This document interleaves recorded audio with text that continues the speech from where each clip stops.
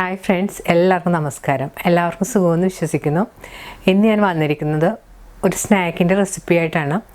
ഒരു വടയാണ് ഞാൻ ഉണ്ടാക്കുന്നത്. എൻ്റെ പേര് മധുർ വട എന്നാണ്.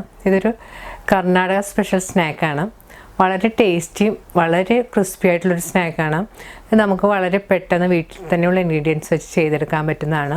നിങ്ങളിത് ട്രൈ ചെയ്ത് നോക്കുക. ഈ വീഡിയോ ഇഷ്ടപ്പെടുകയാണെങ്കിൽ നിങ്ങളുടെ അഭിപ്രായം കമൻറ്റ് ബോക്സിൽ ഇടാൻ മറക്കരുത്. നിങ്ങളുടെ ഫ്രണ്ട്സുമായിട്ടൊക്കെ ഷെയർ ചെയ്യുക. നമ്മുടെ ചാനൽ ആദ്യമായി കാണുന്നവർ സബ്സ്ക്രൈബ് ചെയ്യാനും അതിനടുത്ത് കാണുന്ന ബെല്ലൈക്കൻ ക്ലിക്ക് ചെയ്യാനും മറക്കരുത്. എന്നാൽ മാത്രമേ ഞാൻ ഇന്ന് വീഡിയോസിൻ്റെ നോട്ടിഫിക്കേഷനൊക്കെ നിങ്ങൾക്ക് കിട്ടിയുള്ളൂ. അപ്പോൾ നമുക്ക് ഈ വട ഉണ്ടാക്കാൻ തുടങ്ങാം. മധുർ വട ഉണ്ടാക്കാനുള്ള മാവ് ആദ്യം നമുക്ക് റെഡിയാക്കാം. അതിനായി ഞാനിവിടെ ഇതുപോലുള്ളൊരു ബൗളാണ് എടുത്തിരിക്കുന്നത്. അതിലേക്ക് ആദ്യം അരിപ്പൊടി ഇട്ട് കൊടുക്കാം. അരിപ്പൊടി ഞാനിവിടെ എടുത്തിരിക്കുന്നത് 1 കപ്പാണ്. അത് ഇടിയപ്പത്തിൻ്റെ ഒരു തരിയില്ലാത്ത പൊടിയാണ് ഞാൻ എടുത്തിരിക്കുന്നത്. ഇതിലേക്ക് 1/2 കപ്പ് റവയും 1/2 കപ്പ് മൈദയും കൂടെ ചേർത്ത് കൊടുക്കണം. ഇതിലേക്ക് പച്ചമുളക് ചെറുതായിട്ട് അരിഞ്ഞത്, ഇഞ്ചി അരിഞ്ഞത്, കറിവേപ്പില ചെറുതായിട്ട് അരിഞ്ഞത്, മല്ലിയില അരിഞ്ഞത്, ഒരു മീഡിയം സവാള ചെറുതായിട്ട് ചോപ്പ് ചെയ്തും കൂടി ചേർത്ത് കൊടുക്കാം. ഇതിലേക്ക് 1/2 ടീസ്പൂൺ മുളക് പൊടിയും 1/2 ടീസ്പൂൺ ചെറിയ ജീരകവും കൂടി ചേർത്ത് കൊടുക്കാം. ഇതിലേക്ക് പാകത്തിനുള്ള ഉപ്പുപൊടിയും കുറച്ച് കായപ്പൊടിയും കൂടി ചേർത്ത് കൊടുക്കണം. ഇനി ഇതിലേക്ക് 2 ടേബിൾ സ്പൂൺ തേങ്ങാപ്പീരയും 2 ടേബിൾ സ്പൂൺ ഓയിലും കൂടി ചേർത്ത് കൊടുക്കണം. ഓയിൽ നിങ്ങൾക്ക് കോക്കനട്ട് ഓയിലോ വെജിറ്റബിൾ ഓയിലോ നിങ്ങൾക്ക് ഇഷ്ടമുള്ള ഏത് ഓയിൽ വേണമെങ്കിലും ചേർത്ത് കൊടുക്കാം. ഇനി ഇത് സ്പൂൺ കൊണ്ടൊന്ന് നന്നായിട്ട് മിക്സ് ചെയ്ത് കൊടുക്കാം. അതിന് ശേഷം ഒന്ന് കൈ കൊണ്ട് നന്നായിട്ട് തിരുമ്മി യോജിപ്പിക്കണം. നമ്മൾ പുട്ടുപൊടിയൊക്കെ കുഴക്കുന്ന പോലെ ഒന്ന് നന്നായിട്ട് കുഴച്ചെടുക്കണം.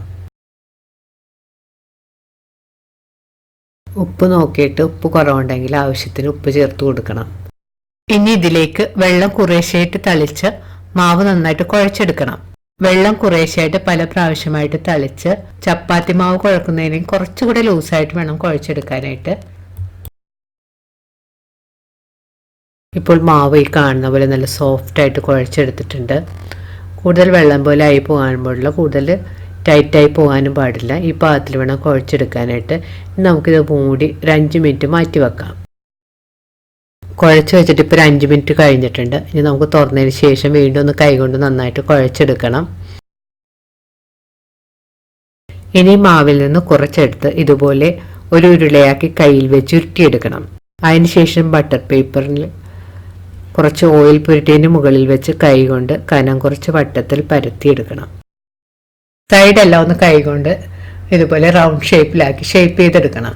വടയുടെ നടുക്ക് നിങ്ങൾക്ക് താല്പര്യമുണ്ടെങ്കിൽ ഇതുപോലെ ഒരു ഹോൾ ഇട്ട് കൊടുക്കാം. നമ്മൾ സാധാരണ ഉഴുന്നുവടക്കൊക്കെ ഇടുന്നത് പോലെ. വട ഉണ്ടാക്കാനായിട്ട് ഞാനിവിടെ പാനിൽ എണ്ണ ചൂടാക്കാൻ വെച്ചിട്ടുണ്ട്. ഇപ്പം എണ്ണ പാകത്തിന് ചൂടായോ എന്ന് അറിയാനായിട്ട് ഒരു നുള്ള മാവ് എണ്ണയിലേക്ക് ഇട്ട് നോക്കാം. മാവ് നന്നായിട്ട് പൊങ്ങി വന്നിട്ടുണ്ട്. എണ്ണ പാകത്തിന് ചൂടായിട്ടുണ്ട്. ഇനി ഈ മാവ് നമുക്ക് കോരി മാറ്റി കളയാം. ഇനി എണ്ണയിലേക്ക് നമുക്ക് റെഡിയാക്കി വെച്ചിരിക്കുന്ന വട ഓരോന്നായിട്ട് ഇട്ട് കൊടുക്കാം. വട ഇട്ട് കഴിഞ്ഞ് സ്റ്റവ് ഒരു ലോ മീഡിയം ഫ്ലെയിമിൽ വെച്ച് വേണം കുക്ക് ചെയ്യാനായിട്ട്. അല്ലെങ്കിൽ വടയുടെ പുറം പെട്ടെന്ന് കരിഞ്ഞു പോവുകയും ഉൾഭാഗം നന്നായിട്ട് കുക്കായി കിട്ടുകയുമില്ല. ഇപ്പോൾ വടയുടെ ഒരു സൈഡ് കുക്കായി വന്നിട്ടുണ്ട്. ഇനി നമുക്ക് തിരിച്ചിടാം. വട ഒരു സൈഡ് മൂത്തതിന് ശേഷം മാത്രം തിരിച്ചിടാൻ ശ്രദ്ധിക്കുക. നമ്മൾ നേരിയതായിട്ട് പരത്തിയെടുത്തേക്കുന്ന കാരണം ചിലപ്പോൾ മൂക്കുന്നതിന് മുമ്പ് തിരിച്ചിട്ടിട്ടുണ്ടെങ്കിൽ വട ചിലപ്പോൾ പൊട്ടിപ്പോകും. ഇതിലേക്ക് നമുക്ക് ഒരു വടയും കൂടെ വേണമെങ്കിൽ ഇട്ട് കൊടുക്കാം.